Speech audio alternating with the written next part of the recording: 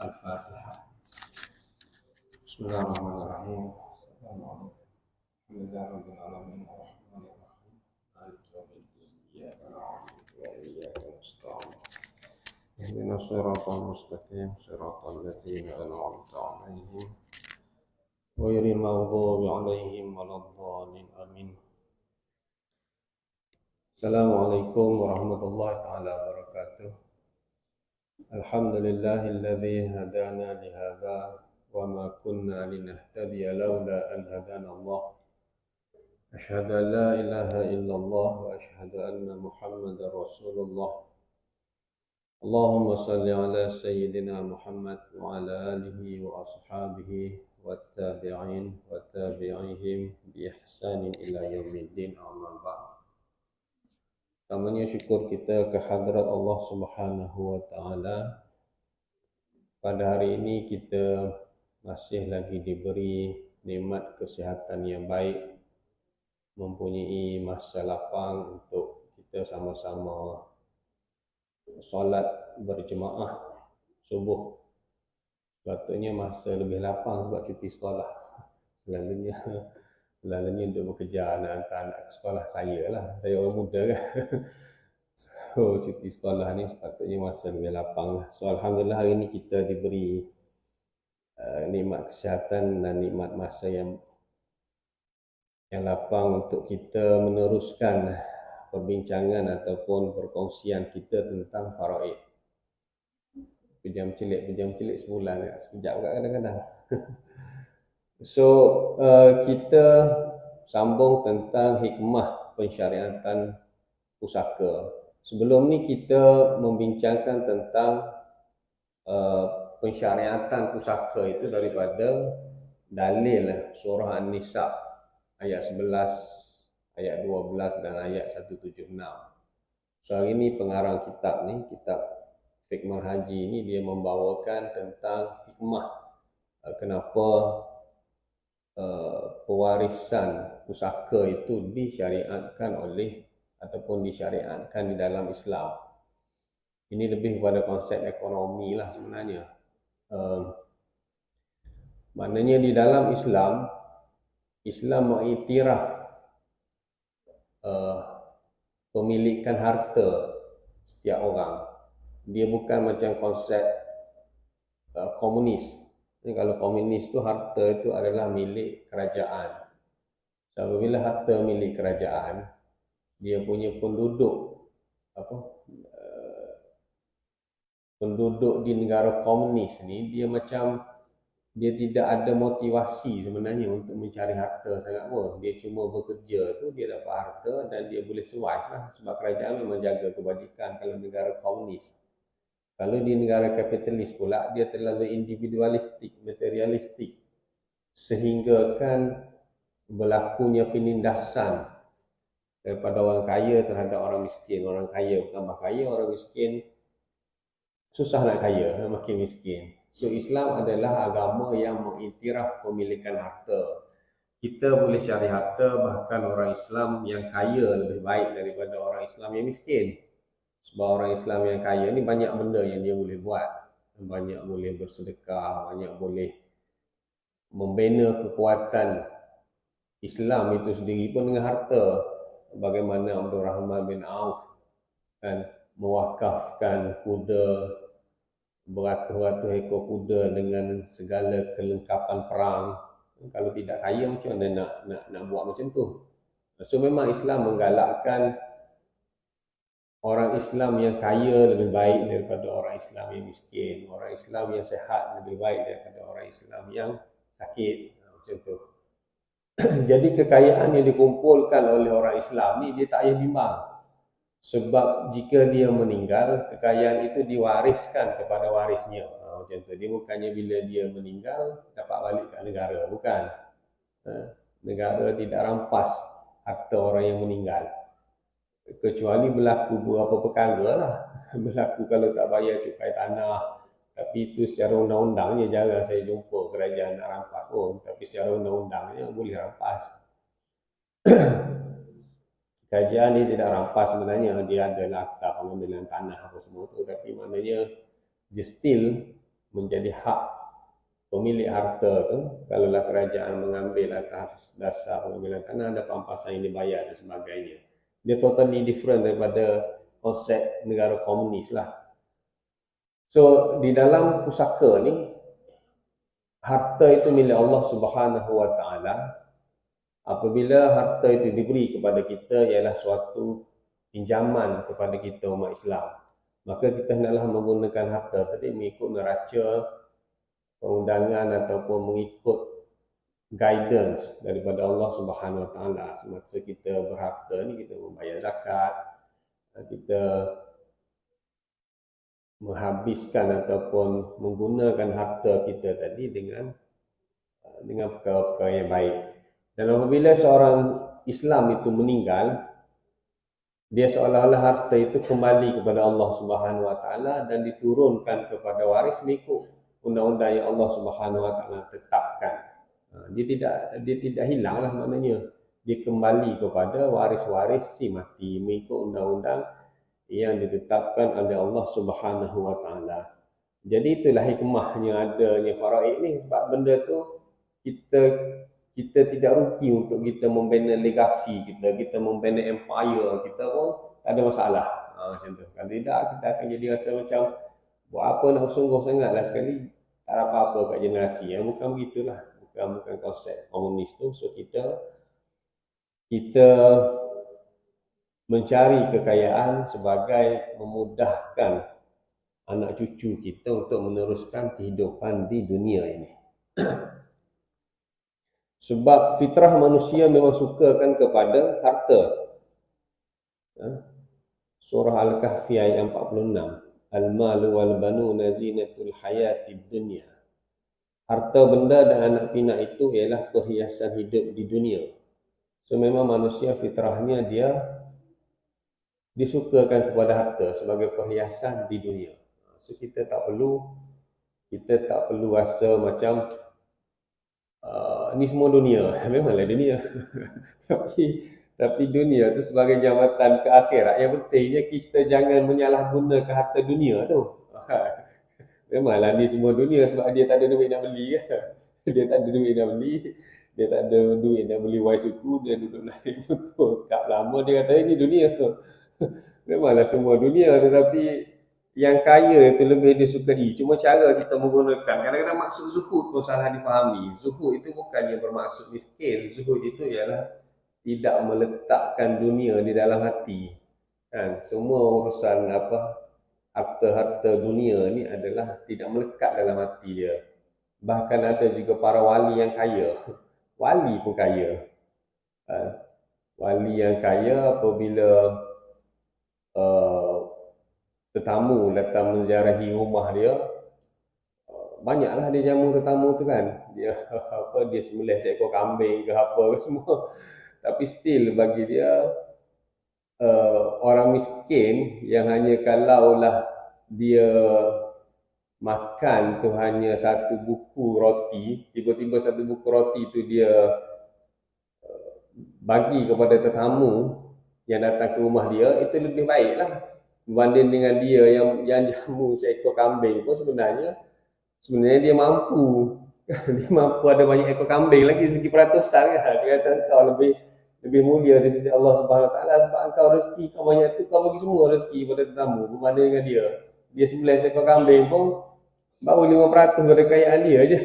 So dia bukannya melihat kepada benda apa yang zahir tu, tapi pengorbanan apa semua tu lah, maknanya pengorbanan seorang miskin yang dia melayan tetamu sehingga semuanya diberikan kepada tetamu sehingga dia sendiri pun tak makan kan. Kadang-kadang kita tengok Al-Ithar dia panggil. Banyak cerita-cerita tentang Al-Ithar, mana melebihkan orang lain. Seorang kaya ni dia lebih mudah lah sebenarnya untuk melakukan Al-Ithar sebab dia pun kaya. Jangan jadi makin kaya makin kedekut, itu saja. Sebab memang fitrah kita tidak boleh menghalau daripada mencari harta. Cuma kita hendaklah kita cover ataupun kita pastikan kekayaan kita tadi mengikut neraca Allah Subhanahu Wa Taala. Zuyyina lin-nasi hubbus syahawati minan nisa'i wal banin. Surah Ali Imran ayat 14. Dihiaskan dan dijadikan indah kepada manusia kesukaan kepada benda-benda yang diingini nafsu, yaitu perempuan-perempuan dan anak-anak. So ini semua adalah fitrah manusia, dia memang menginginkan kesukaan kepada anak-anak, kepada perempuan, dan mencari harta itulah. Kemudian pusaka ni salah satu lagi hikmah, kita bincang tentang hikmah secara umum. Hikmah pusaka ni ialah dia mengeratkan silaturahim. Saya banyak handle kes pusaka. Sebagai contohnya ialah si mati ni dia berkahwin, kemudian dia bercerai. Bila dia bercerai, dia ada anak daripada bekas isteri. Bila bercerai selalunya anak pergi kepada ibu. So memanglah anak yang sulung dia tu dijaga oleh bekas isteri dia. Tapi dia bagi nafkah lah. Dia kena bagi nafkah. Memang kena bagi nafkah dekat anak tu. Kalau tidak dia akan jadi banyak isu antara anak dengan ayah tu. Tapi dia bagi nafkah kan dia boleh back in aja macam. So still hubungan tidak berapa rapat. Kemudian dia kahwin dengan isteri yang baru, yang seterusnya. Kemudian ada anak juga daripada isteri yang seterusnya. So hubungan adik-beradik anak-anak dia tu daripada bekas isteri dengan isteri yang sekarang sehinggalah dia meninggal. Dia memang tidak akan rapat, bukan tidak akan rapat, selalunya tidak berapa rapat lah. Selalunya tidak berapa rapat kerana memang ada isu antara pasangan tu kan. Pasangan tu maknanya si suami pun dia ada isteri baru, si isteri tu pun dia ada suami baru. Tapi hubungan tu dia sebenarnya adik-beradik satu ayah mak lain kan. Adik-beradik sebapa lain ibu.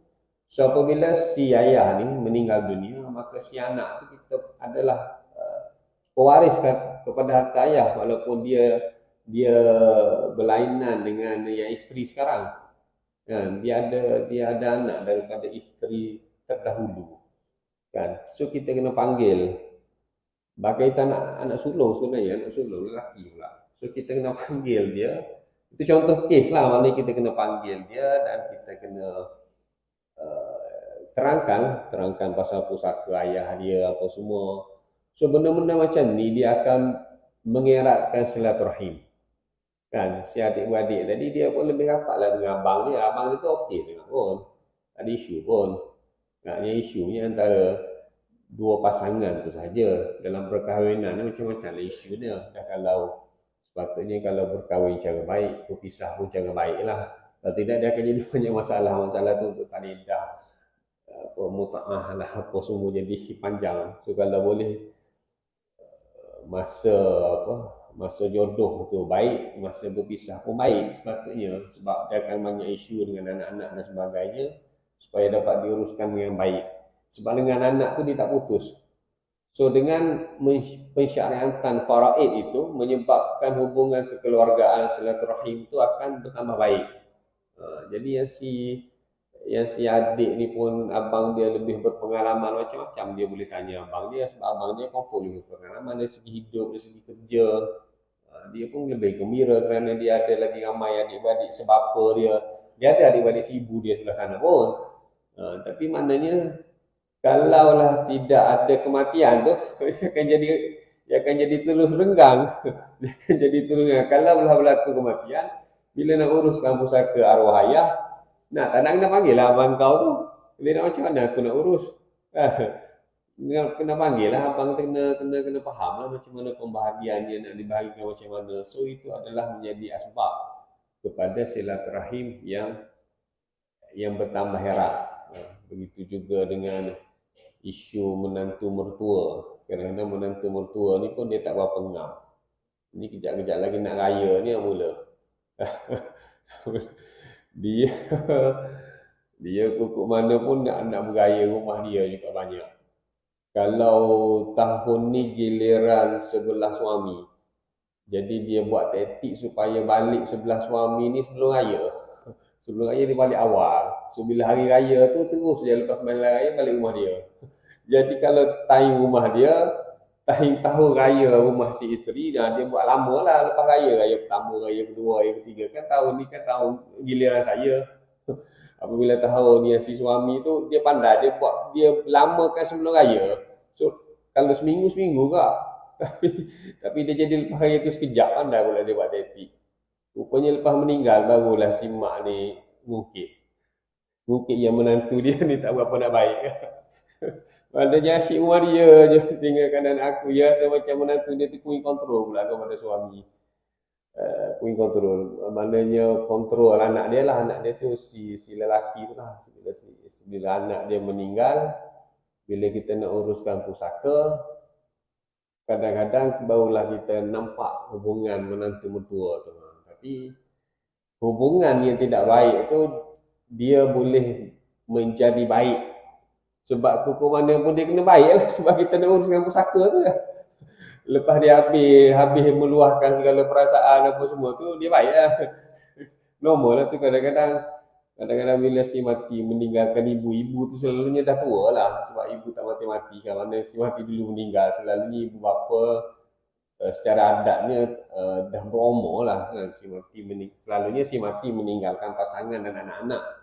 Tapi kalau si mati meninggalkan pasangan dan anak-anak, ada juga ibu bapa. Selalunya ibu bapa tu agak berumur lah, kecuali si mati bujang. Kalau si mati bujang, selalunya ibu bapa tu masih lagi muda. Kalau si mati tu pun ada pasangan dan anak, secara adatnya mak ayah tu sudah pun berumur. Dan mak ayah berumur ni kadang-kadang dia sensitif lah. So bila kita uruskan pusaka dia, kita dengar je lah apa yang dia nak cerita. Dia nak cerita gerebak-gerebuk. Si menantu tu kena tahan lah sikit telinga. Tapi bagus juga dia, satu segi dia akhirnya selepas habis tu, dia akan jadi erat balik lah hubungan tu. Sebab cucu dengan apa datuk nenek selalunya tak ada isu kan. Cucu-cucu ni dia tahu apa pun, apa isu antara mak dia dengan nenek sebelah ayah dia, mana dia tahu kan. Jadi pusaka itu, faraid itu akan sebenarnya sepatutnya kita lihat dia adalah antara sebab yang boleh mengeratkan silaturahim. Sepatutnya macam tu. tapi yang berlaku yang lebih lagi bergaduh tu tak tahulah.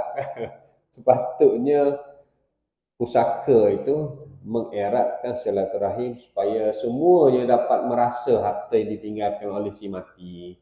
Bila semua dapat merasa harta si mati, dia akan jadi harmoni lah si mati ni meninggalkan ni. So ada juga bahagian masing-masing dan akhirnya kehidupan keluarga tu, silaturahim tu akan jadi lebih rapat. Dan apabila silaturahim yang baik ni, selalunya kita tak perlu bimbang. Maknanya kalau lah datuk nenek ni dia faham cucu dia lebih memerlukan duit, kadang-kadang dia bagi balik je. Dia terima je faraid itu, tapi dia bagi balik. Dia bagi balik pun, dia bukannya kedekut pun. Sebab mak ayah ni dia lebih matang lah. Dia lebih matang, dia saja je, dia bukannya nak sangat kepada harta arwah anak dia tu. Saja dia nak tengok perangai menantu dan cucu-cucu dia je. Saya tengok banyakkan kesnya. Sebab engkau pun buat hal, dia pun buat hal lah. Bukan dia buat hal, maknanya dia buat strik lah. Kan hak dia, hak ibu bapa ni 1/6. Ibu 1/6, bapa tu banyaklah 1/6 ataupun menghabiskan baki, ataupun 1/6 dan menghabiskan baki. Selalunya 1/6 lah kalau dia ada anak. Kalau si mati tak ada anak, lagi banyak lah. Ibu tu dapat 1/3 kalau si mati tu tiada anak dan adik-beradik tidak lebih daripada seorang. So 1/6 pun banyak lah kalau ibu apa. So itu antara hikmah kenapa disyariatkan pusaka, supaya kekal kekayaan itu diturunkan kepada generasi-generasi seterusnya, dan supaya hubungan silaturahim itu bertambah erat ataupun dikekalkan dengan adanya pensyariatan pusaka ataupun pensyariatan faraid. Kemudian pengarang ini dia pergi kepada sumber rujukan ilmu faraid. So, ilmu faraid ini bersumberkan ataupun berdalilkan daripada Al-Quran lah, yang kita selalu sebut surah Nisa ayat 11, 12 dan 176. Bersumberkan daripada As-Sunnah daripada hadis Nabi sallallahu alaihi wasallam, daripada sahabat, daripada ijma' ulama, ijma' sahabat, dan juga daripada ijtihad sahabat, ijma' ulama ataupun ijtihad para sahabat. So dia bukannya satu ilmu yang direka, yang tidak ada asas lah. Sebab kalau non-Muslim, pembahagian dia adalah betul-betul berdasarkan logik. Betul-betul berdasarkan logik. Yang mana tidak dapat menandingi kecantikan ataupun keindahan formula yang ditetapkan oleh Allah Subhanahu Wa Taala di dalam Al-Quran. Artificial intelligence pun saya cuba chatting dengan chat apa baru tu, chat GPT tu, yang kita tanya dia tu semua dia jawab. So kita tanya Faraid, dia memang tak boleh jawab. Dia jawab tapi salah sebab dia masih lagi tak faham formula-formula tu. So formula ditetapkan oleh di dalam ilmu Faraid ini bersumberkan kepada nas daripada Al-Quran, daripada sunnah, yang ada kecantikan dia, ada keindahan dia di sebalik formula tersebutlah. Dia bukannya direka berdasarkan logik akal lah. Kadang-kadang kita tak tahu kenapa kita just terima kenapa 1/3, kenapa 1/6. So kita tak perlu tanya sebab itu adalah ada dalilnya.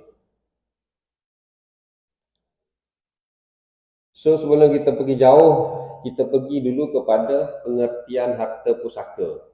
Bila kita bercakap tentang faraid, kita kena faham apakah itu harta pusaka. Sebelum pergi jauh tak jauh berapa bulan lah kita ni. So pergi jauh lagi tu kita kena faham dulu apakah yang dimaksudkan dengan harta pusaka. Harta pusaka bermaksud semua harta yang ditinggalkan oleh si mati selepas kematiannya, sama ada harta boleh alih seperti emas, perak, mata wang dan perabot, ataupun harta tidak boleh alih seperti tanah, rumah dan sebagainya. Dia macam ni, dia harta pusaka ni adalah suatu harta ataupun sesuatu yang ada nilai yang dimiliki oleh seseorang itu dan dia kekal milik orang itu sehingga dia meninggal. So apa sahaja yang ada nilai. So dia tidak semestinya rumah, tanah, kereta, bukan yang besar-besar itu harta pusaka. Sekecil-kecil yang ada nilai itu pun adalah juga harta pusaka. So apabila definisi dia macam tu, bermaksud dia punya pakaian si mati, dia punya jam, dia punya cincin, dia punya handphone, laptop, semuanya adalah pusaka. Kalau dalam ni dia masukkan juga seperti perabot, semua yang dimiliki oleh si mati semasa hidup dia dan kekal menjadi milik dia sehingga dia meninggal, itu adalah harta pusaka. Sebab apa yang berlaku kadang-kadang kita ni hanya concern tentang harta yang besar. Betul lah macam rumah, tanah, betul lah kita, ataupun duit-duit dalam akaun bank, tabung haji, ASN, ASB, itu semua memang harta pusaka. Cuma apa yang perlu kita faham juga ialah selalunya kita orang panggil sebagai pusaka ringkas lah, seperti pakaian lah, ataupun yang tadilah yang agak eksklusif kan, macam dia punya spek mata, dia punya cincin, handphone, jam. So itu semualah harta pusaka. Apa yang perlu dibuat ialah sebelum dibahagikan harta pusaka yang lebih besar seperti kereta, rumah, dibuat perbincangan sesama waris. Waris ni kena panggil, kena ada ketua dia panggil, dan dia tidak perlu merumitkan keadaan. Bukannya kita belajar pusaka lagi kita rumit, bukan. Kita just nak supaya benda tu dibahagikan mengikut redha oleh waris. Sebab Kalau nak kira mudah kadang-kadang, oh bila suami mati maka isteri pun ambil pakaian tu dia pun jual-jual dan ataupun dia derma macam tu aja. Kadang-kadang ada anak kan, anak kenapa mak dah jual baju ni kalau boleh kalau boleh janganlah jual sepatutnya sebab baju ni ada kenangan lah, bla bla bla. Jadi itu benda-benda macam tu lah kadang-kadang kalau sebab tu lah perlu dibuat perbincangan tu supaya apa yang diputuskan tentang harta-harta ringkas tadi. Dia punya baju, dia punya kain plekat, kan? Dia punya sweater ke apa ke kopiah dia apa semua sekarang ada topiah pula. So, apa saja milik si mati tu yang selalunya saya istilahkan sebagai ringkas, harta ringkas dia ni dibuat perbincangan. Kalaulah selalunya waris mana yang nak, biar dia sebut apa yang dia nak. Supaya waris lain memberi keizinan kepada waris tersebut. Ada setengah waris tu dia kata, yang ni dia nak simpan jam tangan ayah dia. Waris lain kata, tak apalah kau simpan.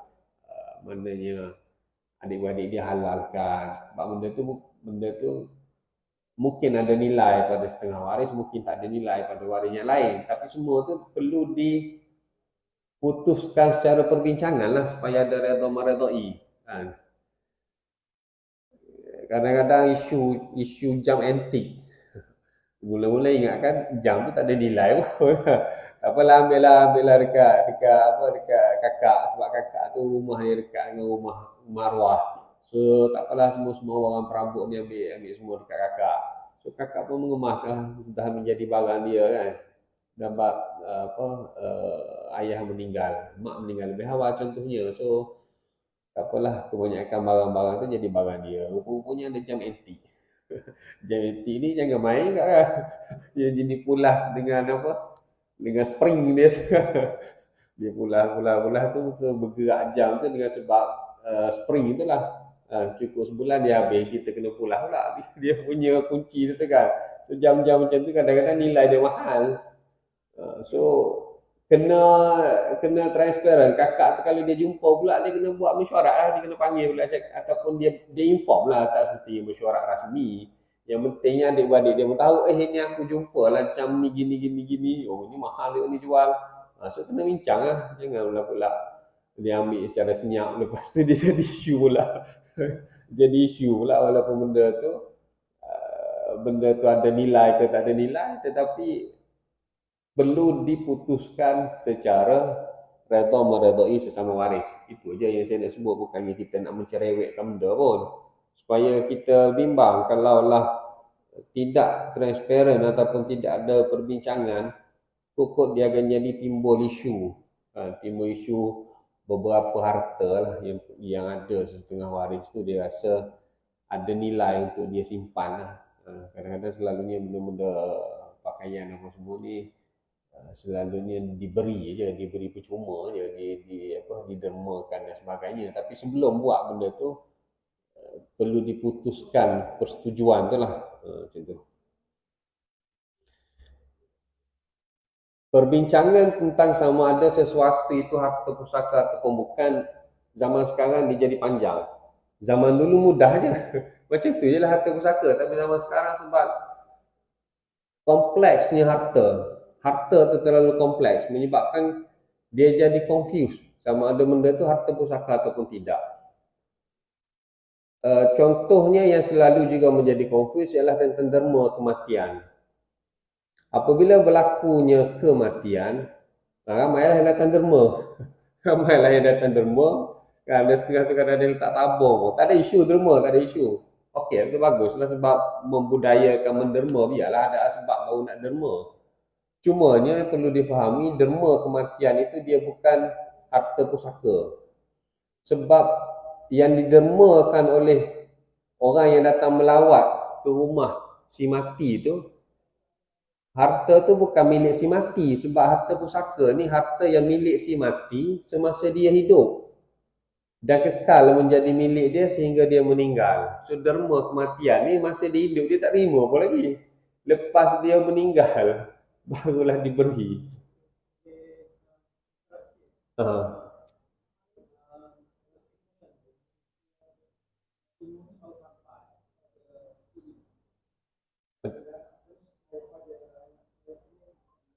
Aha.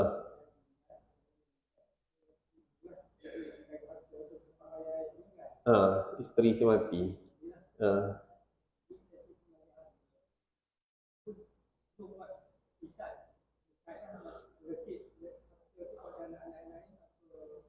sampai bincang. Ah, apa pun sampai? Oh, okey okey okey. Ha. Ah, baru tahu. Ah, ah,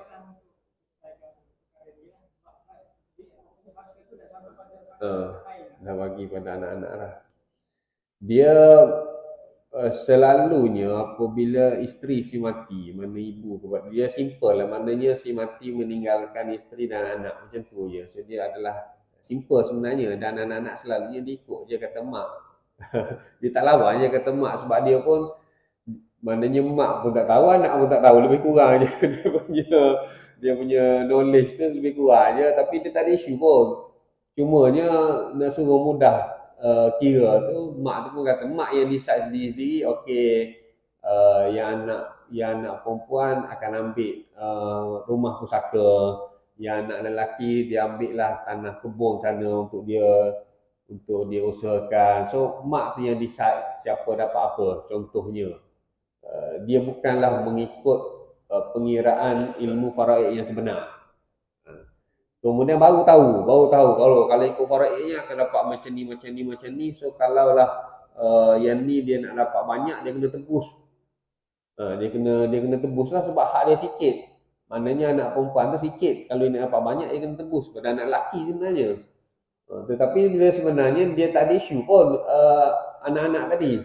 Dia setuju je dengan apa yang mak dia buat. Cuma persetujuan dia tu sebenarnya dia tidak tepat dengan ilmu faraid. Jadi selepas mengetahui tu minta izin ajalah, minta redha ajalah. Selepas mengetahui tu, so anak dan ibu tadi dia berbincang balik, so tak apa, memang ini mengikut faraid, kita sepatutnya tak boleh bagi sama rata, kita sepatutnya kena kira contohnya, tapi tak apalah abang bagi dekat adik perempuan. Bincang semula dan dapatkan persetujuan selepas tu lah. Tak, benda tu bila ada redha meredai, maknanya dosa tu tak ada lah bagi saya apabila dah sebab dulu tu memanglah buat secara salah, tu memang dosa sebenarnya, buat tanpa ilmu tu. Tapi apabila selepas itu, sebab itulah kena sentiasa apa, menambahkan ilmu, dan apabila ada ilmu tu diperbetulkan dengan cara macam minta maaf lah. Macam maknanya si kakak ni dia minta maaf daripada adik lelaki dia. Oh, bila mak bagi macam ni, kakak dapat banyak pula daripada kau. Sedangkan kau anak lelaki, sepatutnya kalau lebih banyak, so kakak minta maaf lah. Dan kakak minta izin lah, sebab kakak pun dah gunakan benda-benda macam tu. So si adik tu membenarkan, tak apalah kak adik benarkan apa semua, so settle lah. Macam tu je lah. Tapi kena ada lah perbincangan tu. Kalau ada tu kata, mana boleh, kau kena bayar kat aku lah. So kena bayar. Kena bayar lah. Tapi kalau bincang cara baik, sebab dia pun, kau dulu pun tak cakap juga kat aku. Kau pun lebih kurang kat kita sama kita ni lebih kurang, semua tak ada ilmu kan, semua lebih kurang. Tapi kalaulah tidak meredai, dan kena tebus lah. Kena tebus dan kena ganti balik. Saya harap benda tu redha lah kot, sebab mak dah decide dah semua tu. Dan selalunya kalau hubungan yang baik, dia akan jadi okey. Tapi okey tu dia tak boleh nak anggap.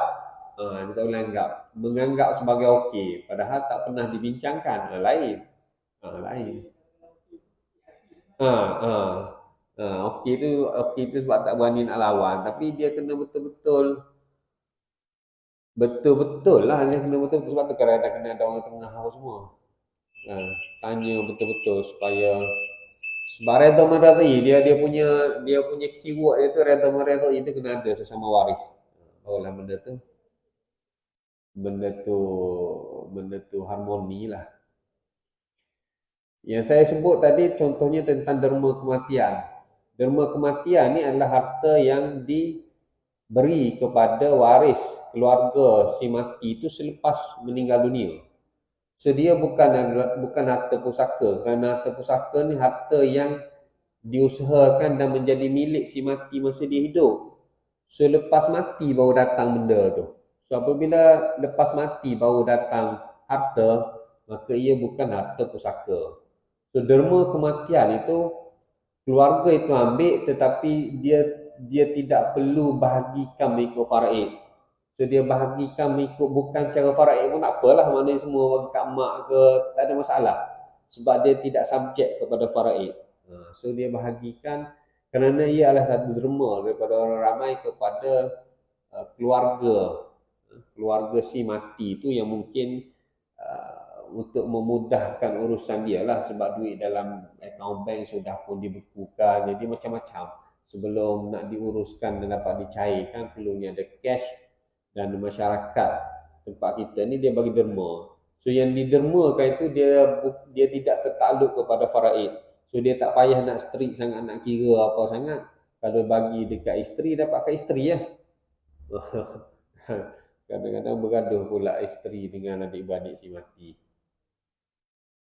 Kalau bergaduh tentang harta pusaka, tak ada logik bergaduh tentang derma kematian. Tak boleh lah, sebab dia bukan harta pusaka. So kalau diberi kepada isteri, dapatlah kepada isteri.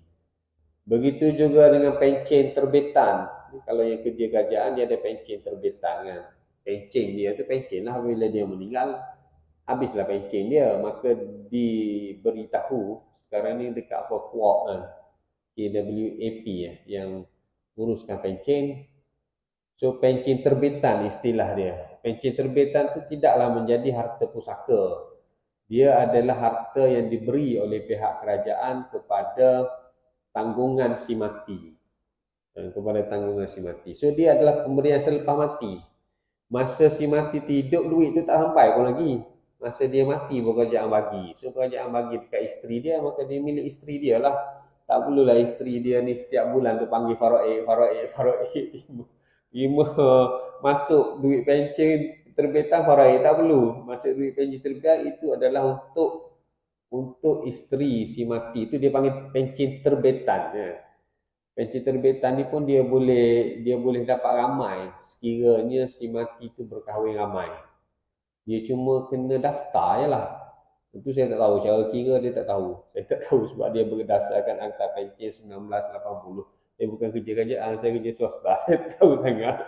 Cumanya dari sudut undang-undangnya, isteri yang berdaftar dan didaftarkan diberitahu bahawasanya si mati ni dia ada berapa orang isteri, mana setiap isteri tu akan dapat sebenarnya. Dia bukan di isteri pertama saja. Bagi yang kita ni lah yang Muslim ni.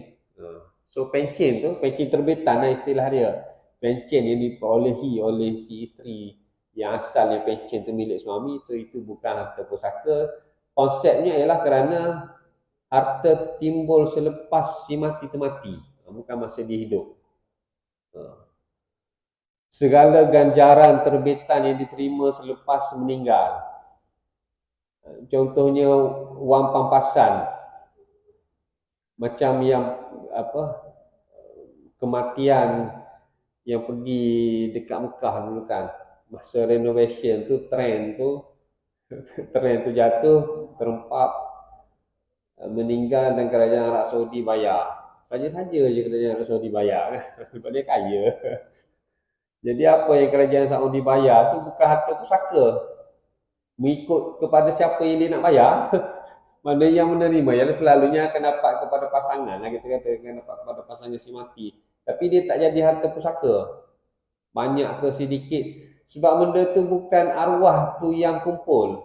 Tiba-tiba je kerajaan Saudi nak bagi. Tak ada rezeki dia nak kata apa. So kalau kerajaan bagi dan decide benda tu dibagi kepada pasangan, dapat kepada pasangan lah. Dia boleh bagi tapi mana itu pulang kepada dia nak bagi macam mana. Itu maksud dia, tidak tertakluk kepada faraid, itu maksud saya. Memanglah. Nanti kalau lah si mak tadi, mana isteri si mati nak ambil untuk dia seorang pun tak ada isu lah, sebab dia tidak menjadi harta anak-anak pun, sebab dia bukan harta pusaka yang perlu difaraidkan. Sebab harta pusaka ni milik si mati, yang milik dia masih dia hidup, bukannya lepas mati boleh terima. Macam takaful berkelompok.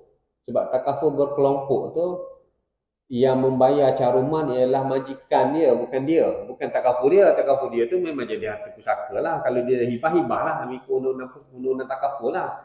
Tapi ni takaful berkelompok yang mana caruman itu dibayar oleh bos dia, oleh majikan. Majikan yang bayar. So apabila meninggal, syarikat takaful bagi kepada majikan. Bukan bagi kepada keluarga yang meninggal. Majikan tu pula bagi kepada keluarga yang meninggal. So apa yang majikan bagi tu menjadi hak kepada siapa yang diberilah. Selalunya dalam human resource dia akan tanya lah pekerja dia tu, sekiranya berlaku manfaat daripada takaful berkelompok ni, sila namakan siapa yang akan menerima. So dia namakan isteri dia, so isteri dia terima daripada majikan sebagai pampasan takaful berkelompok. So dia juga bukan harta pusaka, sebab yang mencarum kepada syarikat tu bukan si mati tu, bos dia. Dipanggil peserta takaful ialah majikan, tetapi orang yang dilindungi ialah pekerja. Kecuali yang peserta tu sendiri yang membayar bulanan tu, itu jadi pusaka dia lah.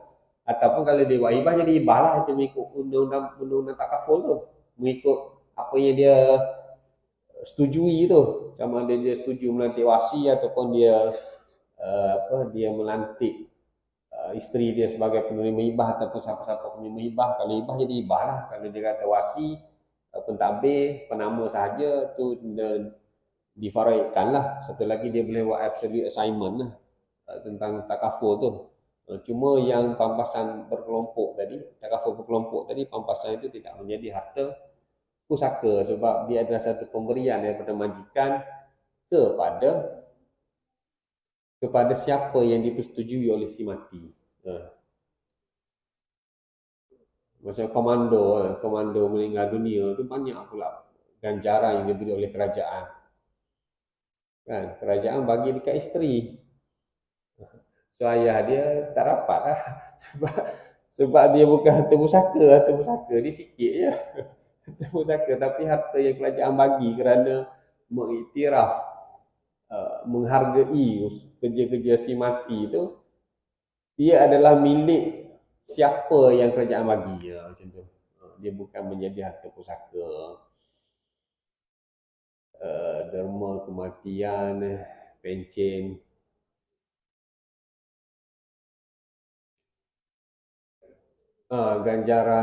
Ganjaran pun bukan jadi ganjaran cuti rehatnya. Ganjaran cuti rehat pun bukan harta pusaka. Kalau ikut sebab dia tertakluk kepada akta pencen tadi kan, dia cara kira apa semua. So kalau diberi kepada tanggungan tu, milik tu lah, dia tidak jadi pusaka. Tapi kalau macam, saya pergi sikit lagi, kita jadi nampak macam lambat lah, tapi sebenarnya subuh yang lambat. Keahlian kelab golf contohnya kan. Keahlian kelab golf adalah harta pusaka. Kadang-kadang, tak tahu sini pun orang kaya kan dia ada membership golf tu. Kadang-kadang anak-anak ataupun waris buat tak tahu je membership golf membership club tu. Golf membership club ni kita beli dan kita ada entitlement. Apa yang saya faham lah, saya bukan orang main golf pun. Apa yang saya faham contohnya bila kita jadi member sehingga tahun 2035. So kita beli membership kita tu, kita menjadi ahli kelab golf tu sehingga tahun 2035. Tiba-tiba meninggal pada tahun 2023. So kita ada baki lagi membership 12 tahun. Setengah-setengah waris dia buat tak tahu je lah. Jadi kira meninggal, habis macam tu je. Sebenarnya baki membership 12 tahun tu kita boleh jual secara subsale, macam jual kereta subsale. So kita boleh jual membership tu secara subsale. Cuma perlu di-endorse oleh kelab golf tu lah. Maknanya kita beritahu kelab golf, okey, membership ni dah meninggal, saya jual kepada orang ni, so sekarang ni milik dia. So dia dah bayar dekat waris tu berapa, itu terpulang lah sebab kita jual subsale. Willing buyer, willing seller. Tapi kita kena notify kepada kelab golf tu lah, pemilik kelab golf tu, kelab golf mana? Kelab golf di apa Alam Sari, Kelabgah ke apa ke. So duit yang dijual tu dia menjadi harta pusaka. Sebab pemilikan membership tadi sudah pun menjadi milik si mati masih dia hidup. Itu adalah entitlement dia. So bila jual dia jadi harta pusaka lah. Kalau kita biarkan dia akan jadi hangus macam tu je, rugi lah kita. Tapi kadang-kadang nak jual tu dia kena ada teknik dia lah, kena cari orang yang main golf jugalah. Kadang ada orang main golf ni dia nak beli yang macam ni je. Sebab dia bukan nak beli yang asal tu, beli yang asal mahal lah. Beli yang asal mau 30-40 ribu contohnya, baik beli yang ni 10 ribu je dia kata. So itu dia menjadi harta pusaka sebab konsep ni ialah dimiliki oleh si mati tu masih dia hidup. Entitlement tu milik dia masih dia hidup. Hak tu milik dia masih dia hidup. Macam uh, vacation club. Vacation club kan. Palace Vacation Club ataupun Berjaya Vacation Club. Vacation Club tu pun dia membership dia tu dia sebenarnya bayar untuk yang akan datang. So benda-benda macam tu sebenarnya ada nilai dia dan boleh dicairkan dengan cara dia lah. Benda tu dia tak masuk dalam bicara pusaka kecil, mahkamah, dia tak masuk benda tu sebab benda tu dia kira kerajaan kira kau boleh settle sama-sama kau je. Yang masuk bawah kerajaan ni yang jadi tanah dengan apa kereta sebab dia ada JPJ-nya, dia ada pejabat tanah yang benda-benda macam tu kau boleh settle sendiri. Selalunya kadang-kadang bila boleh settle sendiri tak settle. Dan kadang-kadang tak menjadi duit, padahal benda tu boleh menjadi duit. Boleh diusahakan dan boleh boleh menjadi duit lah sebenarnya daripada dibiarkan. Sebab kalau kita tidak highlight kadang-kadang dibiarkan saja dan sebenarnya merugikan lah. Merugikan lah walaupun tak nampak macam rugi tapi sebenarnya rugi lah sebab kita boleh menghasilkan duit. Kalau dah waris kaya sangat jual bagilah derma kan. Kata abang surau ni ke kan, cepat sikit kaya surau ni kan, boleh tukar kapek ke apa. Benda tu biar menjadi amal jariah sebab anak-anak pun kaya dia tak kisah-kisah benda tu, tapi benda tu kan ada something yang boleh menjadi nilai dan boleh di-convert kepada perkara-perkara lain lebih menguntungkan waris dan menguntungkan si mati lah.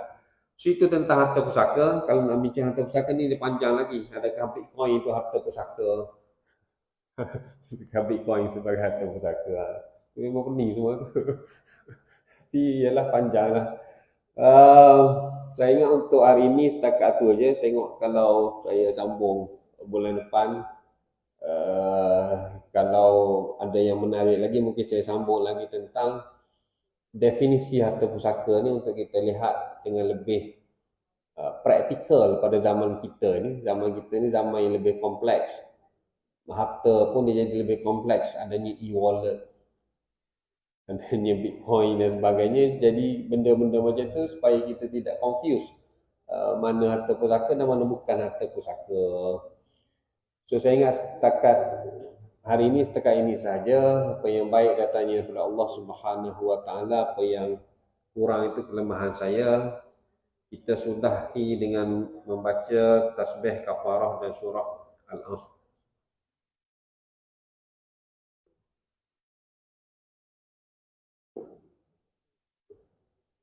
Wabillahi taufiq wal hidayah. Wassalamualaikum warahmatullahi taala wabarakatuh.